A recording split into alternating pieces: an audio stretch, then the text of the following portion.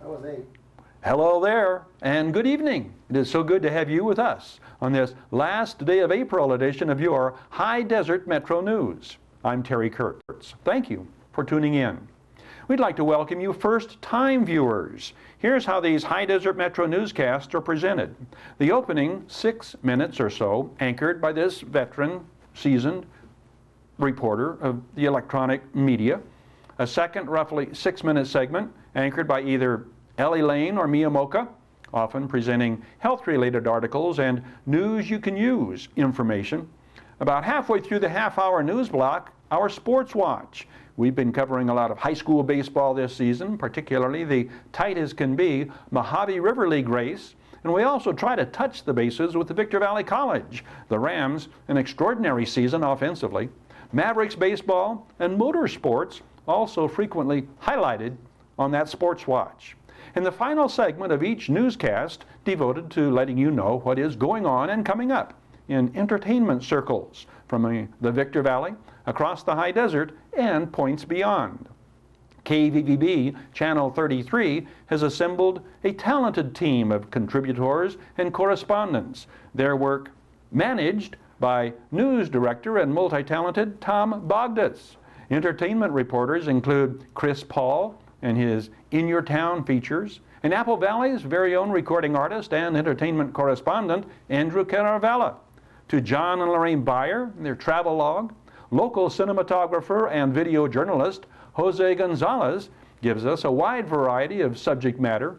And Earthling 7, Gary Sauer, produces King's Corner, keeping us abreast on often off-the-beaten-path activities and events in the city that never sleeps. Lisa King from Las Vegas.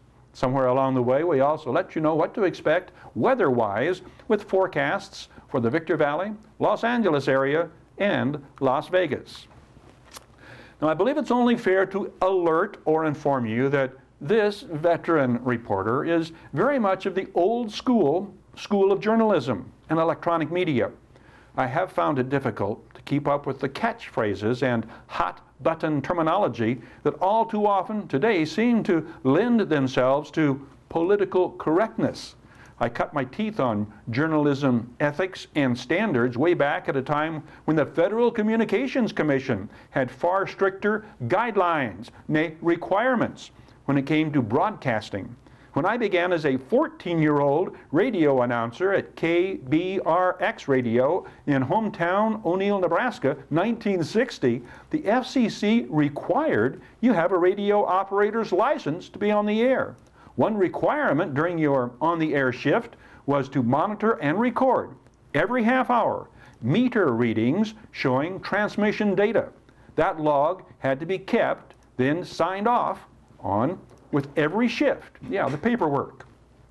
FCC licensing was still in effect when I took my first Victor Valley radio job, 1971, KAVR radio, AM and FM, Apple Valley, the kaleidoscope of contemporary music.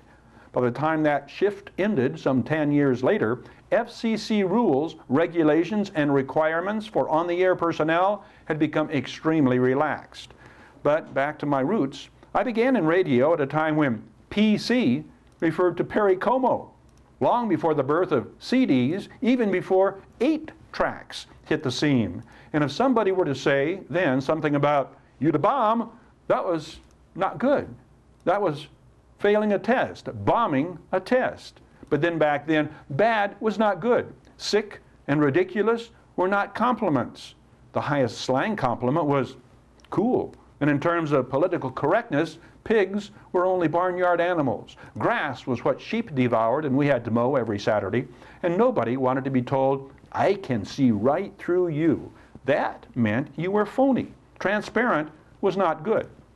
So today, I struggle with public figures, political figures proclaiming transparency. Now I know what is being driven at, openness, having nothing to hide, but I've not done a good job of keeping up with the proper phraseology of the day, especially when terminology means totally opposite what it used to be.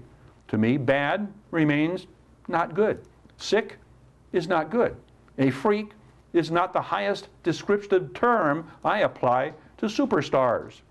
and I still have a tendency to head for cover if somebody cries out, "You the bomb!" It has been my intent and purpose in this now grown lengthy diatribe to cast some length on what you might expect coming from this segment of your High Desert Metro News Watch. I do hope I have not bombed. Thank you for bearing with me. It is Miyamoka awaiting with stories of far greater importance and interest when this edition of your High Desert Metro News returns right after this. Splish splash, I was taking a bath.